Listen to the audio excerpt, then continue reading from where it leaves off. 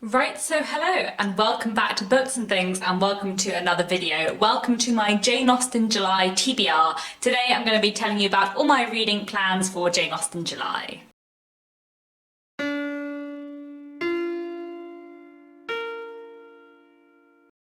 So if you don't know, Jane Austen July is a month-long readathon hosted by me, Marissa from Blatantly Bookish, and Claudia from the Spencer's Library, all about celebrating Jane Austen in the month of July and reading books by and about Jane Austen. We have 7 challenges for Jane Austen July, 5 reading challenges and 2 watching challenges, and I will link our announcement videos down below so you can go over and find out more about the readathon and get some recommendations. But for now, I just wanted to tell you what I am planning on reading in July.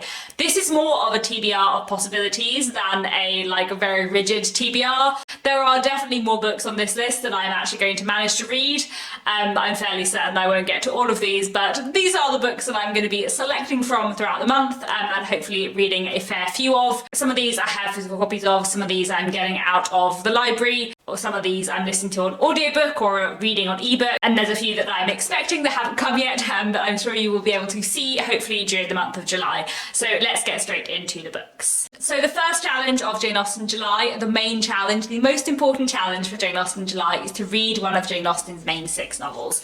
And I have 3 because it's me and I love Jane Austen a lot. 2 of these are books that we are hosting read-alongs of in July, Mansfield Park and Persuasion. I'm really looking forward to rereading both of these. I'm very fond of both of them. Mansfield Park is my 2nd favourite Jane Austen and Persuasion is my 3rd favourite Jane Austen. I reread Mansfield Park last year, but it's been a couple of years since I last read Persuasion, so it'll be really nice to revisit these. I think I'm going to listen to Persuasion on audiobook and read Mansfield Park in physical form because I've listened to Mansfield Park the last couple of times I've reread it, and it's actually been quite a few years since I reread it in physical form. And I don't think I've ever listened to Persuasion on audiobook before, so I thought I would listen to Persuasion and read Mansfield Park. I'm very excited for both of these. And then I'm also going to reread Pride and Prejudice because I basically just reread Pride and Prejudice every July now, and I'm really enjoying this new routine and tradition in my life. Every July now I listen to the Rosamund Pike audiobook of Pride and Prejudice because it is just such a comfort read for me, especially on audiobook, especially with that wonderful narration from Rosamund Pike. I just love it so much. It just makes me so happy and it's so delightful. So I think I'm going to kick off the month by listening to Pride and Prejudice on audiobook again because I just love it. I love it so much. The second challenge is to read something by Jane Austen that is not one of her main 6 works. So her letters, her juvenilia, her shorter works, her unfinished works. I am going to keep this short and sweet and reread The Beautiful Cassandra, which is a Penguin little black classic of some of her juvenilia. I've read a lot of Jane Austen's shorter and other works before multiple times, so I have kind of other priorities this Jane Austen July, so I'm just going to reread The Beautiful Cassandra because I love it. This contains my favourite piece of Jane Austen's juvenilia, Jack and Alice, which is just bizarre and delightful in every way, and I really enjoy. Let me see if I can find you one of my favourite lines. Charles Adams was an amiable, accomplished and bewitching young man of so dazzling a beauty that none but eagles could look him in the face. I love teenage Jane Austen. She was just so weird and so fun. It's great. The third challenge is to read a non-fiction work about Jane Austen or her time, and I have quite a lot of options for this. I have 4 books down for this. I don't imagine I'm going to manage to read all 4 of them because that will be quite a lot of non-fiction in a month for me, but I'm hoping to read 2 or 3 of them and we'll see how we go. So the first one that I am really hoping to read this year is a memoir of Jane Austen by James Edward Austen Lee. So this was a biography of Jane Austen written by Jane Austen's nephew in the Victorian period. It was published in 1869 and I'm really curious to read this because I think it would be really fascinating, both in terms of hearing her kind of family's perspective on her life, but also in terms of what they do and don't say and what they do and don't focus on. You know, I've read quite a few biographies of Jane Austen, so I feel like I'm relatively familiar with her life and her as a person, sort of, so it'd be quite interesting to see in what way they are endeavouring to paint her. For example, I read Elizabeth Gaskell's biography of Charlotte Bronte a couple of years ago, and I found it really interesting to see how Gaskell was kind of trying to create a certain legacy for Charlotte Bronte, I guess. So I'm very curious to see what legacy Jane Austen's family wanted her to have. So I got this on ebook and I'm hoping to read it in July, and I think it'll be a really interesting read. Another sort of biographical book I have about Jane Austen is this. I got this at the library, and this is The Real Jane Austen, A Life in Small Things by Paula Byrne. I gather the author takes particular objects which were or might have been significant in Jane Austen's life and uses them to examine her life, which sounds like quite a fun way of doing a biography.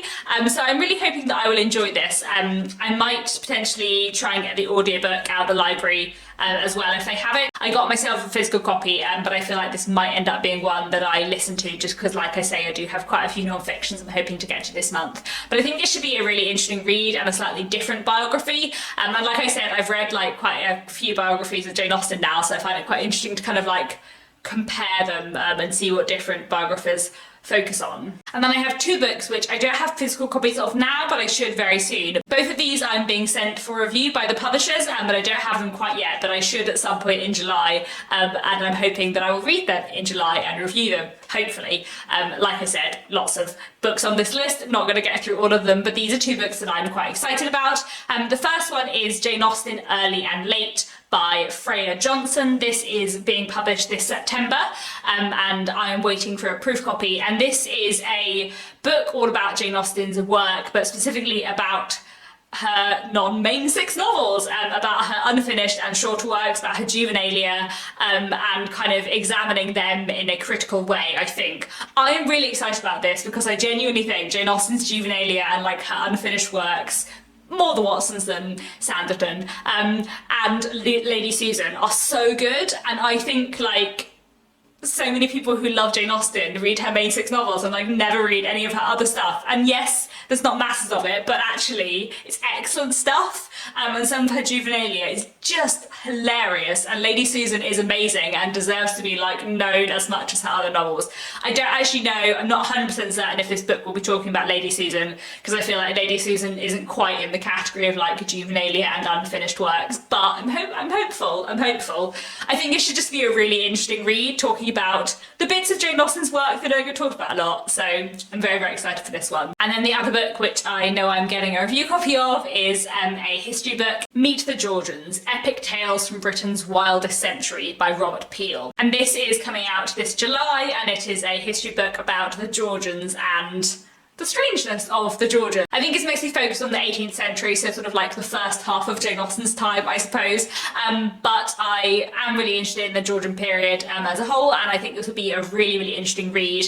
It just sounds like a very enjoyable and accessible history book, just my kind of thing, so I'm looking forward to that as well. Probably less strictly Jane Austen than the other three non-fiction books on the list, so this might be the one that slips till later in the year. Maybe I'll end up leaving it to non-fiction November if I don't get to it this month, but I am really curious to read it, so we will see. Challenge number 4 is to read a retelling of a Jane Austen book, and I again have a couple of things down for this.